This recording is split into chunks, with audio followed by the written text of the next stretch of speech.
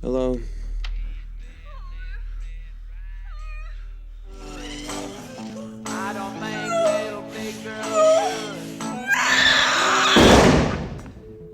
So here's a question.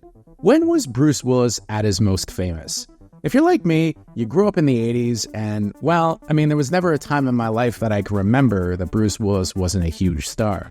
I remember on my way to kindergarten, my dad would turn on the radio and his song Respect Yourself would come blaring out. I saw him on Moonlighting on TV. He was peddling Seagram's wine coolers and looking really cool. Plus, I also loved him in the movie Blind Date, and this was before he ever tried action with Die Hard. Welcome to the party, pal! And of course, that movie, plus all the follow-ups, just brought him to another level, and perhaps he was at his most famous in the early 90s. So, amongst his many classics, he made a movie that not many people talk about nowadays that we're going to explore on this episode of The Best Movie You Never Saw. And that film is Striking Distance. It's the same killer.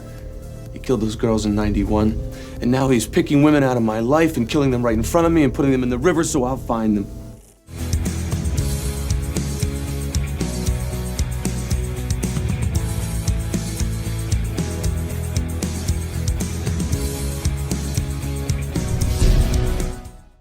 So, what's the latest on Little Red Riding Hood? We get close, he slips away, we make a move, he makes a move. I'm telling you, Dad, it's a cop. So this is one of the least known Bruce Willis movies. During his career heyday, he was always keen on mixing up the types of films that he made. I hate to be the one to break this to you, but you are not a homicide detective anymore. He would often carve out time for supporting roles in dramas like Nobody's Fool, Mortal Thoughts, or Billy Bathgate in order to work with the people he admired. And then, of course, he would take a chance on young, up-and-coming directors like Quentin Tarantino. Whose chopper is this? Zed's. Who's Zed? Zed's dead, baby. Zed's dead.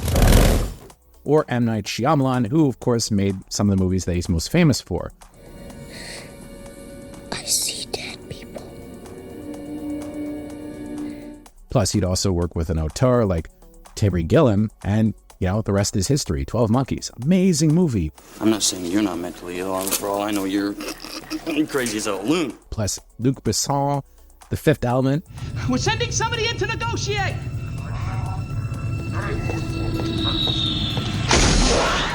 These were probably all movies that his agents actually advised him against, and the movies that they wanted him to do were kind of these lower-rent action thrillers. And he made a whole bunch of these movies, probably at the behest of some powerful people, but a lot of these movies, of course, have been forgotten.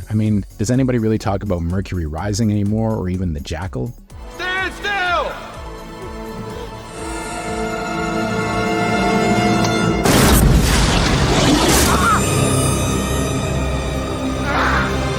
I told you it was off. But, I'm still a huge fan of his, and I watched all those films and liked them well enough. And Striking Distance was a legit star vehicle for Bruce, although it was a movie that apparently went through a tortured production history as it made its way to the screen. And I have to say, the seams are pretty visible throughout, even if it is still a good time.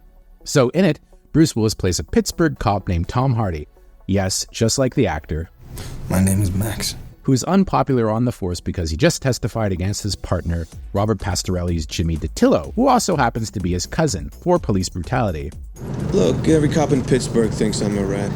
Why should Uncle Nick be any different? You're not a rat. He's been on the trail of a serial killer dubbed the Polish Hill Strangler, who he's convinced is a cop. On their way to the policeman's ball, Tom and his cop father Vince, played by the great John Mahoney, get a tip and wind up in an epic car chase with the killer, leaving his dad dead and Tom convinced that the suspect they eventually nab is the wrong guy.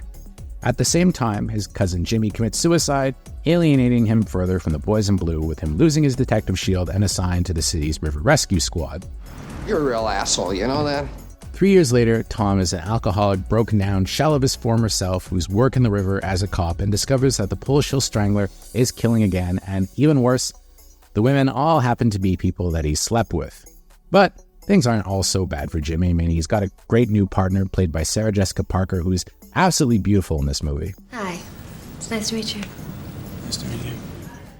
So the story goes that Striking Distance was originally designed as more of a jagged edge style thriller called Three Rivers, signifying the rivers the bodies of the dead women are being dumped in.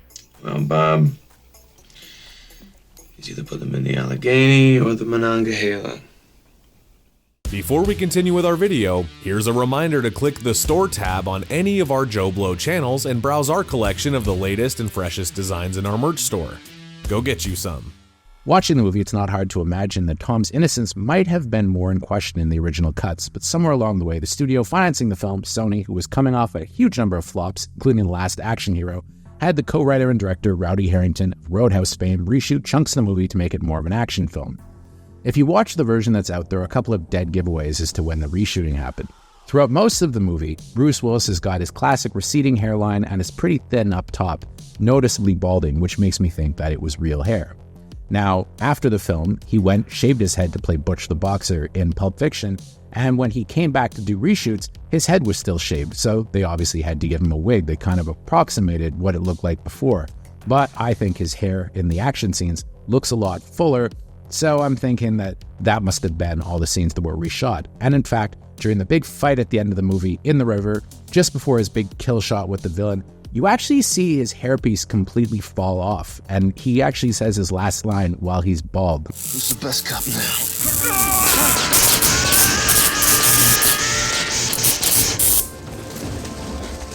I'm surprised that nobody noticed that, and it just kind of ends up in the final cut of the film. It's very strange. In a lot of ways, though, I get why Sony might have gotten nervous because audiences like Bruce Willis in action roles, and the thriller aspect of the movie, it's middling at best. Yet it's still entertaining. One thing I like about it is the cast, of course, which is led by Sarah Jessica Parker as Tom's new partner, who's making eyes at him from the moment they meet. There's something I should tell you. Are you really a man? Turns out, of course, that she's an IA agent who's investigating him, and she must be the most unprofessional officer of all time because within about 10 minutes she's sleeping with him. But hey, it's Bruce. She's powerless. Here's something that's kind of strange about this movie, and very sad. Most of the supporting cast is actually dead. Dennis Farina, who plays his captain, and his uncle, passed away a couple of years ago. There's an old Italian saying, Tommy. Don't scald your tongue on another man's soup. Yeah, it is an old Irish saying. Never listen to old Italian sayings. Tom Sizemore plays one of his cousins, the good one. He's dead too. Best day of the year! Better than Christmas! Robert Pastorelli died a long time ago. He plays the movie's villain, and of course another one of Jimmy's cousins, the bad one. Now we got us a game. Then there's Brian James as this kind of jerk cop. He's dead too. Thank you, Jack fucking Webb. And even Andre Braugher, who shows up in kind of a small role as an IA cop. He thinks the killer's a cop. Did anybody else think that Kessler was innocent? Yeah. Guess so. Babyface in the movie, he died recently too. Heck, even John Mahoney, who plays Bruce Willis's father in this movie just before he went on to star on Frasier, also passed away. So, I mean, the cast is full of a lot of people that died relatively young. Thankfully, Rowdy Harrington is still with us, and he actually just co-wrote a movie that Michael Douglas is starring in, Blood Knot, so go figure. So is Striking Distance a classic Bruce Willis movie?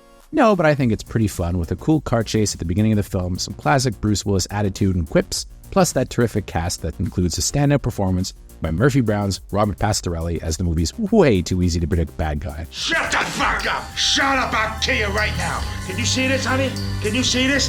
Bye-bye, Tommy!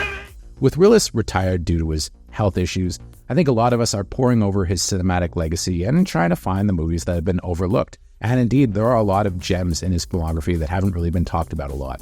Is Striking Distance one of his classics? Definitely not, but it is a movie that I really enjoyed as a kid, and I had a pretty fun time revisiting it. And I think that if you love Bruce Willis, you're going to enjoy this movie, so give it a shot. No, I gotta meet a girl.